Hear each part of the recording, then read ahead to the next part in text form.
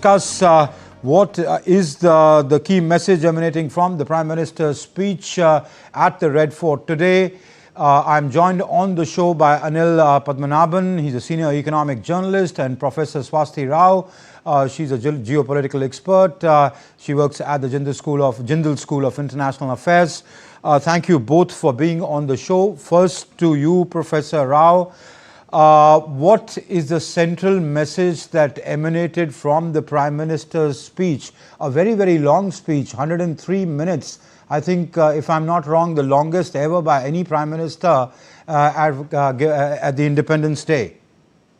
Yeah, exactly, Amrit. And of course, first of all, many congratulations to all of us who are celebrating the 79th Independence Day all over the world. I was watching your primer. It was excellent. And obviously, as Indians, it always gives us goosebumps, to see how long away we have come as a modern nation state. So I think if you ask me, in my opinion, I think the biggest message that the Prime Minister gave to everybody was on self-reliance and to look within, and all the different reforms that he spoke about, which was to be had within the nation. So for example, the GST reforms that he said that, it was pretty a big ticket kind of an announcement, and he promised a kind of a Diwali bonanza.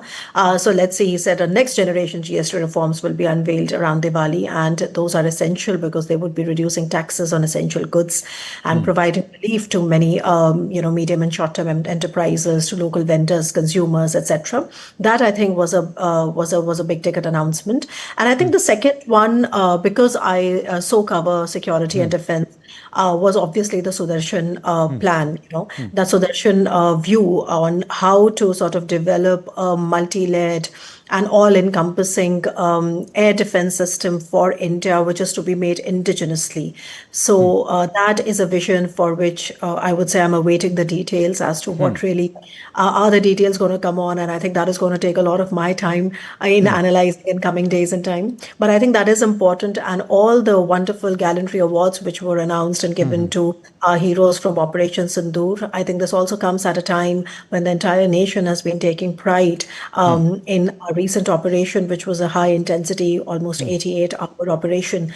And you saw India's different forces coming together in this very joint endeavor. Okay. And I think apart from that, there are, of course, the employment schemes that he's discussed. Yeah. He's also discussed, the nuclear energy capacity, and he's in that to grow, he said, tenfold by 2047. So all of those things are important. But I think if you ask me the key flavor or what the key takeaway of his 103-minute speech, which has been his longest ever, I think that's been this reliance on indigenization in all possible sectors.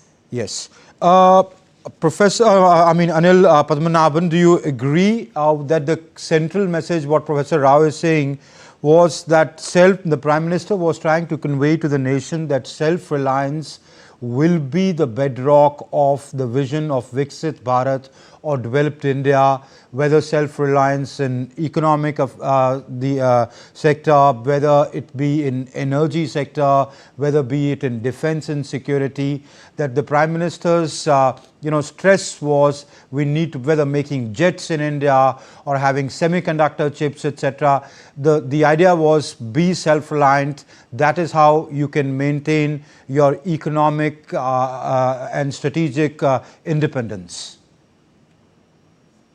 Yes, I absolutely agree with the fact that the big takeaway is the idea of self-reliance. But what fascinated me was the way the Prime Minister framed this argument. He framed it in the current context of geopolitics, which is an extremely delicate situation. And India is, for no fault of its own, it finds itself at the center of this geopolitical confrontation or face-off or whatever you want to call it. So the context, he's actually linked self-reliance to the current geopolitical situation and in securing India's strategic interests.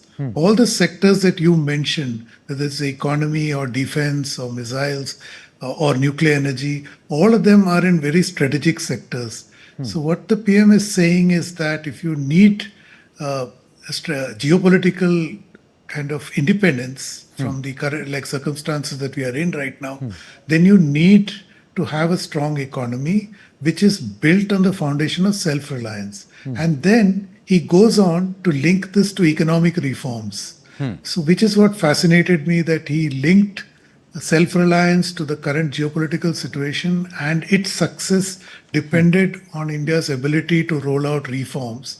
So he's listed a host of them, plus he's announced this high-powered task force, which will, within a finite timeline, actually roll out reforms.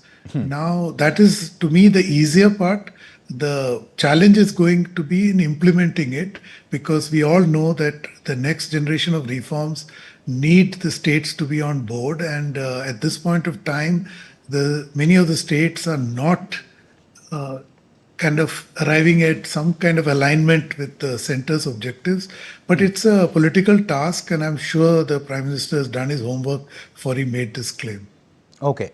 Professor Rao, when the Prime Minister speaks about saying that in the in the area of semiconductors, we need to move from lost decades to mission mode, produce made in India chips, the first made in India chip by the end of the year, or when he talks about asking the youth and the scientists to start looking at producing jets in India, what is he trying to convey here? Now, basically, Amrit, the key here to understand is that when we say, this term that we need to become more self-reliant, and the route to self-reliant has to go through these schemes which are implementable, and all of that. I think this is where we need to sort of boil down things to, because when you say, for example, self-reliance in for example, the defense ecosystem or the jet engines. I mean, as you know, there's not so much time to always get into the nitty-gritty of where situation is, but frankly today, and previously the previous expert just brought it out so beautifully, that there is a broad context here about a certain geopolitical situation being very fraught, and India having a tough time navigating a very uncertain, fluid, unpredictable geopolitical situation, whether it's the immediate neighborhood or the great power rivalry, or whichever way you want to look at it.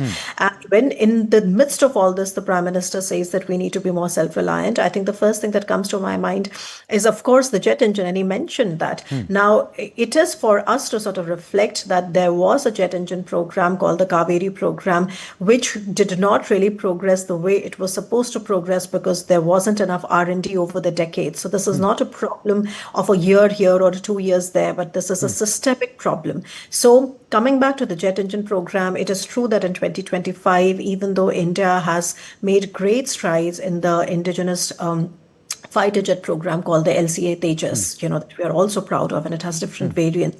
But if you look at the engines for those LCA Tejas, the engines are still coming from GE, which is General Electric, the F404 and the FE414.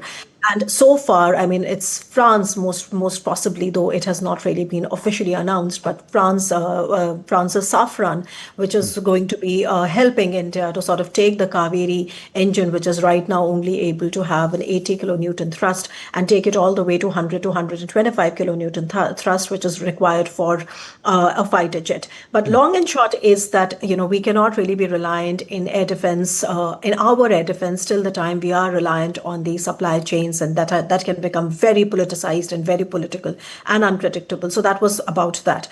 Coming quickly to the semiconductors, I mean, as you know, that today, if there is any leverage that a lot of countries who may not be big militaries or whatever are having on the world, is through the rare earth. And through the rare earth is what you make the semiconductors and the magnets. If you carefully see why China holds the leverage it holds on the United States of America or the rest of the world, I think it is because of the monopoly it has on the rare earth production chains and supply chains, etc., and also on the magnets. And as a result, you see that the entire modern defense industry, modern electronics, EVs and solar panels and everything, is somewhere held hostage to that. So when India is talking about becoming a developed country by 2047, that is the idea of a Vikasit Bharat. Obviously, it cannot really go without really focusing and doubling down and tripling down, and I cannot really overstate that. on semiconductors. And Okay. semiconductors, is something India has reserves, but as you know, that this is not just about having reserves, it is also about putting in place a kind of extraction and production chain which has resilience and which can be done at scale, right? So it's not a one-off thing. We have to do it and then we have to scale it. And for that, India might require some certain investments, a consistent push from the government side. But that is how we are going to be changing the narrative for ourselves, because nobody else is going to come into it for us. True. So my opinion, semiconductors are really pretty much at the base of that. Yeah. Exactly. Innovation, AI, cybersecurity, etc., has to be deployed to achieve, self-reliance in that critical sector. Mr. Padmanabhan, I want to come to the energy independence part of it. The Prime Minister said that a large share of India's budget still goes towards importing petrol, diesel and gas. And then he goes on to announce the National Deep Water Exploration Mission to tap ocean resources alongside major expansions in solar, hydrogen, hydro and nuclear power. Yes, a timely announcement, but how are we on the mission mode to achieving energy independence here? Yeah, I mean, yes, in intent maybe, but the reality is obviously not doesn't match these expectations. So India has to do a lot of heavy lifting. So the Prime Minister has identified nuclear energy as one of the alternative sources of reducing India's import dependence on energy. See, also, if you take a step back, the Prime Minister, through all his suggestions or arguments for self-reliance, and his, appeal to young people to come up with an indigenously manufactured jet engine, as Professor Rao elucidated for us, is the argument that India is not competitive right now. So, which is what repeatedly he makes these points, whether it is semiconductors, whether it is defense, and then he emphasizes that how, because of indigenization, Operation Sindoor was such a spectacular success. And he argues in the same vein that if India was import dependent, we would never have enjoyed the strategic autonomy to effect such damage to Pakistan's military establishment. So that is a very important subtext of what the Prime Minister is saying, that India is not competitive. And because it's not competitive, it does not have leverage. But it has one leverage, which two leverages I would suggest. This import dependence on energy is also a leverage on global energy markets. Secondly, India's potential, which is what everybody is betting on India. India's potential is massive. So, which is how India leverages it is also going to be an interesting experiment going forward. But largely, the Prime Minister is very clear that the country can only proceed towards a level of strategic autonomy if we pursue self-reliance. And to achieve that, you need hard-nosed economic reforms. And, the announcement of that reform task force is the first step towards it, but a lot of work needs to go into actually initiating these reforms, because reforms often get caught in, populism, politics in India, especially when elections are around the corner. And in a country like ours, where there is some election or the other going on every 6 months, the political parties then step back. So that's the challenge. Okay, another thing that Professor Rao I want to come to, which the Prime Minister mentioned, he highlighted the dangers of demographic imbalance by infiltration and illegal migration in the border areas. He announced the launch of a high-powered demography mission to address this national security challenge. Nobody argues it's not a national security challenge. It indeed is. But there is so much layers of politics involved in it. So, how effective do you think this high-powered demography mission would be to address this, what is essentially a national security threat, but a huge, a hugely contested divisive political issue in this country? Well, true. I mean, as the name goes, and I think as you have elucidated yourself, that this is an extremely politicized issue. But having said that, it is an extremely relevant issue. I mean, if a country, say, in principle, if a country is trying to convince its citizens that we need to be serious about our borders, I mean, that's what we see all over the world, don't we, Amrit? I mean, what do you think is the entire politics of closing the southern borders in America all about, or what do you think is the crux of the reason why far right is winning so much in Europe all about? It is all about securing borders. So I think if the Prime Minister is saying that, it is just to reiterate the fact that this is such a crucial element of national security and national stability. It is true that we as a country, especially if you look at our continental domain, particularly on the eastern side of a country, the western side, of course, we share it with Pakistan, where we have hugely manned LOC, sort of manning the border day and Yes. night. But if you look at the eastern side is where the problem is, because, as you know, our relations with Bangladesh itself has been in a bit of a tizzy, especially after what happened to Sheikh Hasina government, a year ago.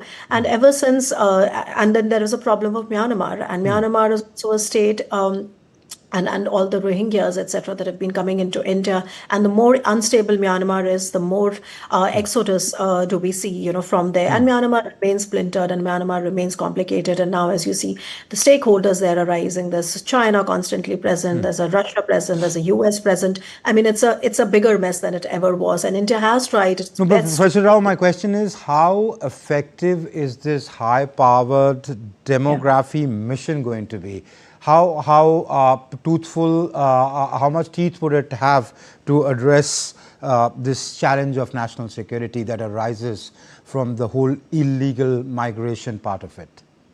So frankly, it is only today that I heard of the government starting a high-power demography, mission. And all I have gathered from the Prime Minister's, speech is that this mission is going to be worked out in a well thought out manner. And also, an important point there is that they will, not now, we don't know the details, but they will set a time frame to deal with this crisis that he says that is looming over India. And Prime Minister said that we are moving in that direction. So as far as the mission per se is concerned, Amrit, I mean, I think it's a work in progress, and Prime Minister has chosen Independence Day to sort of tell the citizens that this is what they're trying to do. I think whenever there are more details available, I would be happy to sort of go Okay. back and see where they're coming from. But I was talking to you about, in principle, why is it that the country needs it? And any country should be talking about, having a proper manning of its borders. So I think it's just, Very true. great that we are seeing it now, finally. Yeah. Very, very true.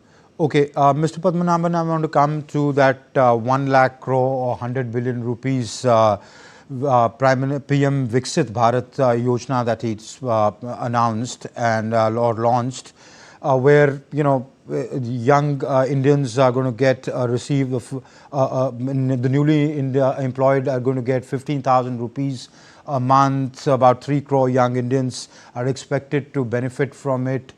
Is the economy in a state to produce these kind of jobs, or is this what the government would want to tend towards? The economy in this current juncture I don't think it's in a position to generate so many jobs. There are about 8 to 10 million people joining the workforce every year, and only a fraction of them are absorbed. So there is a challenge in creating the jobs. But what the PM is saying is that, like in other schemes announced in the budget, they're incentivizing firms to hire young people who are just joining the workforce. See, because again, this is a very important point the Prime Minister has flagged. The youth unemployment is a challenge worldwide, not just in India. But given India's population and what I just mentioned, the number of workers, the people joining the workforce, the magnitude of the challenge is very severe in India. So this is one form of mitigation. Eventually, as and when the economy, gathers momentum, the economic growth gets fresh legs, and more of the MSME sector begins to move with greater propensity, that's when this kind of job creation will happen. At this point, the small and medium sector are squeezed for lack of capital and also due to a lot of very difficult business processes, the biggest challenge being GST. So while you are reforming the rates, the government must actually change or reform the processes. The processes are daunting. The scrutiny is extremely severe, and MSMEs are struggling also for shortage of capital. So that's if eventually they they're up and running, then this labor absorption is possible. All right, let's see what he unveils or his government unveils on Diwali. I'll thank both you, Professor Swasti Rao and Anil Padmanabhan, for being on the show and lending us your insights. That's all the time we have for. Thank you very much for being on it.